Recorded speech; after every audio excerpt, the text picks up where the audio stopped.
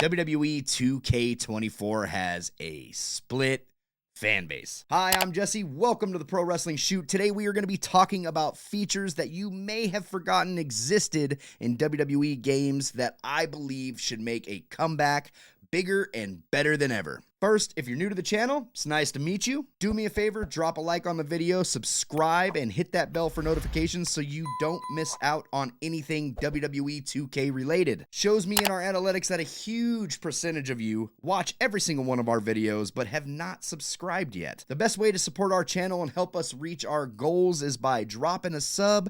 It's absolutely free and we would greatly appreciate it. Whether you like fast-paced style arcade gameplay with combos and ridiculous fighting stances, or if you're like me and you want actual wrestling features that do justice to the wrestling products we watch on TV, I think there's one thing we can all agree on. The more features, the better, am I right? This first feature I want to talk about may not be a fan favorite feature that was added in the game, but it adds some realism to what we watch on TV.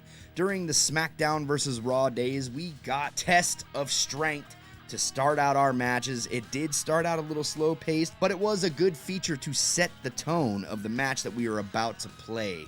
Now, when it comes to the minigame, I do think this is a feature that can come back bigger and better than ever and possibly have a little less on our screen to visually see. Now, I realize on the THQ days and SmackDown vs. Raw and even the 2K games and what you see in WWE 2K24, when there is a minigame presented, we have this big, ugly meter sitting on top of the screen. What I would like to see is for them to incorporate some way for this feature to make a return without blocking out so much of what I'm seeing on my screen. Another mini game I'd like to see return is dragging an opponent to the corner and doing the corner chops or doing the 10 count punches. And the way that they incorporated those where you were just flicking up the stick, flicking down the stick, you didn't even need to have that prompt on to your screen. You knew what to do. It was just up, down. Brings you into the match a little bit more, and it kind of puts the controller more in your hands rather than just watching cutscenes. These type of mini games are definitely needed back into the WWE 2K franchise. Selling limb damage. We've been talking about this one for years, haven't we?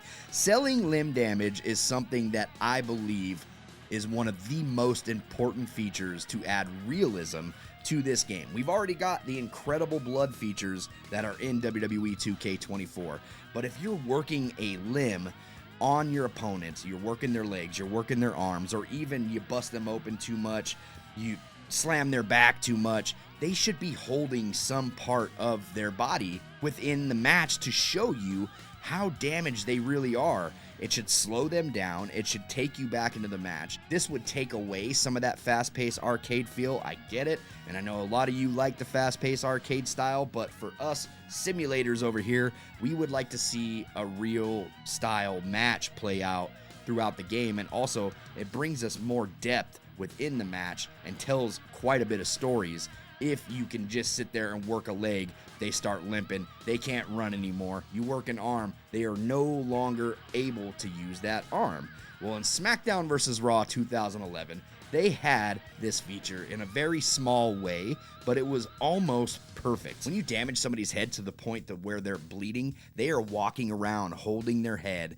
If you're hurting their arm, they're walking around holding their arm. They're holding their leg. Now, with this feature, you could still use your arm. You could still run. You could still do all the things the game offers you to do. But in WWE 2K25, we could possibly see a way to where if you hurt your arm, you can no longer throw a punch with that arm. You're only punching with one arm at this point. If you're hurting your leg, you're limping all over the place, and you most certainly are not running. Playing WWE SmackDown vs. Raw 2011 has really frustrated me in a lot of ways as of late. Another feature from WWE SmackDown vs. Raw 2011 is when you bleed, you get your blood on your opponents as well. When your opponent is punching your bloody head, he's got blood on his fists.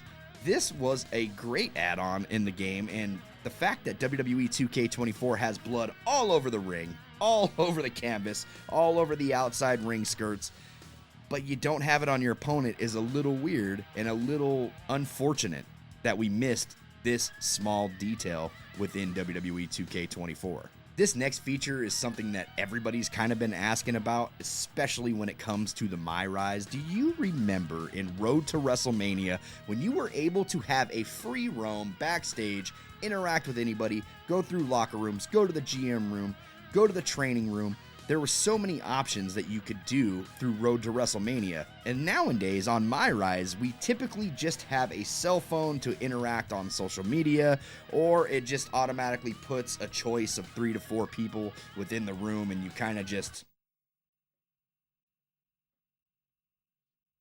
It's weird that we've gone back this far and you are no longer able to free roam and just kind of interact naturally throughout your journey on My Rise. Even Smackdown vs. Raw 2011 would give you the option to kind of shove your opponent, and if you shoved him multiple times, it would initiate a fight backstage randomly. Speaking of doing things backstage, a fully interactive backstage arena is something that I am missing personally within these games. I think that WWE 2K19 did a fantastic job with this, as you could take them on a Falls Count Anywhere match and you can get prompted to go backstage if your opponent was close enough.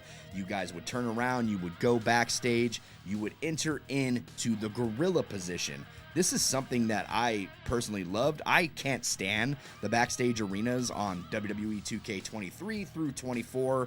It feels very bland. It's just a parking lot. There's not much to do. But hey, you know, they gave us a damn working elevator, so what am I bitching about? WWE 2K19 started out in the gorilla position. You could then work your way into the hallway, which then went down. You could go through different rooms. You can go down into catering. You can go into the parking lot. You can go and people are just walking around naturally, cutting interviews, shooting promos, whatever the case is. They're back there and you can interact with them. There's multiple different rooms that you can go in. There's more interactions. I feel like the backstage arena that we have now is the worst that we have seen in WWE games history. I mean, this kind of goes without saying, but you might have forgotten about it. Did you know that we used to have weapon grapples? Yeah, it's been years since we've had those. WWE 2K really stripped those down from us, man. Weapon grapples were a thing of the past that I feel like brought more engagement within your match. Not only were you able to stack tables, but you were also able to wedge ladders, lean ladders. You could put your opponent in the chair, stomp his neck. You could put your opponent's leg in the chair, stomp the leg. You could even do a concerto, or you could do things like DDTs on the chair. You can do the Rob Van Daminator. You can do Russian leg sweeps with everybody, not just Sandman. It's almost like we've forgotten completely about hardcore wrestling in these video games. I don't know about you guys, but weapon grapples is something that needs to come back. We had them in every single version of Smackdown vs. Raw. We had them on all the Smackdown games.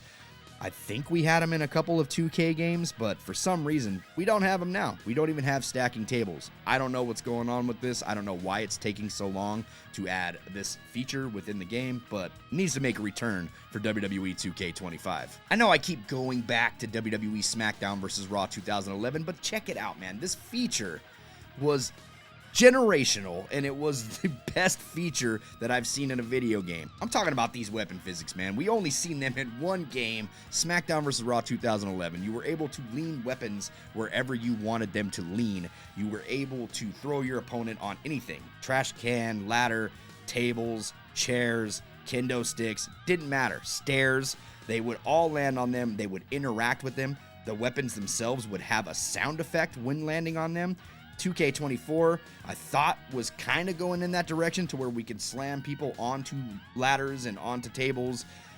The only thing that really makes a sound is the table itself. I mean, the ladder doesn't make a sound. You just hear the ring canvas. There's nothing really to this feature when it comes to the new 2K games. As a matter of fact, the weapon physics kind of went away in WWE 12. We didn't even have them as good as they were in SmackDown vs. Raw 2011.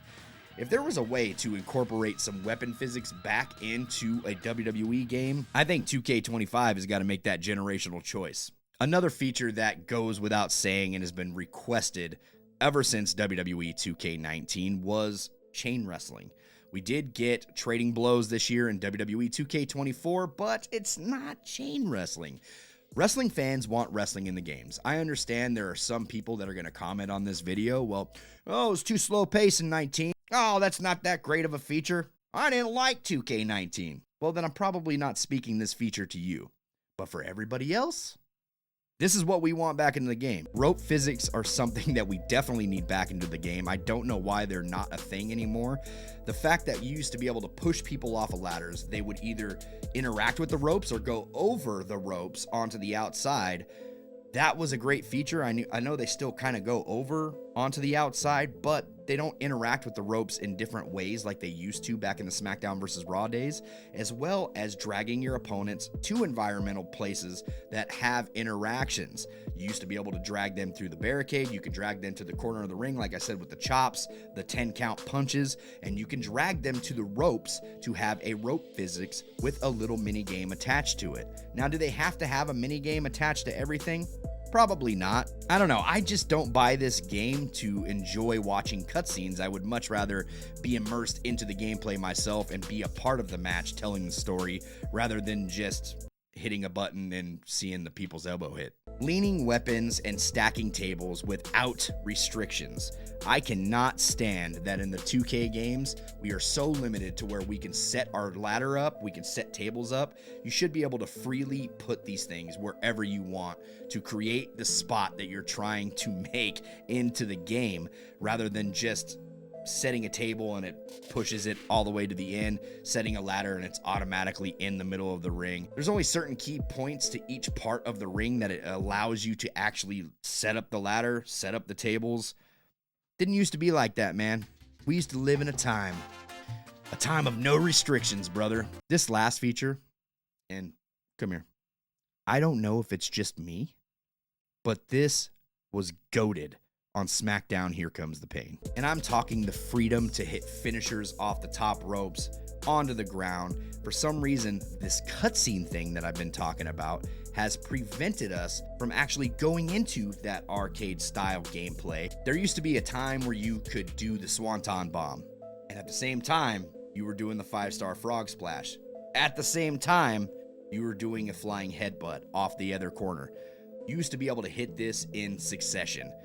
This was incredible in my opinion. Incredible. There was less restrictions when it came down to the finisher window on the game. It allowed people to do not only top rope finishers in multiple succession, but you could do them standing up with a Goldberg spear, with the F5 where it used to bounce you all over the place, the super kick when you used to super kick somebody with Shawn Michaels and he would kind of spin around, and as soon as he was about to spin around, he would take a spear from Goldberg.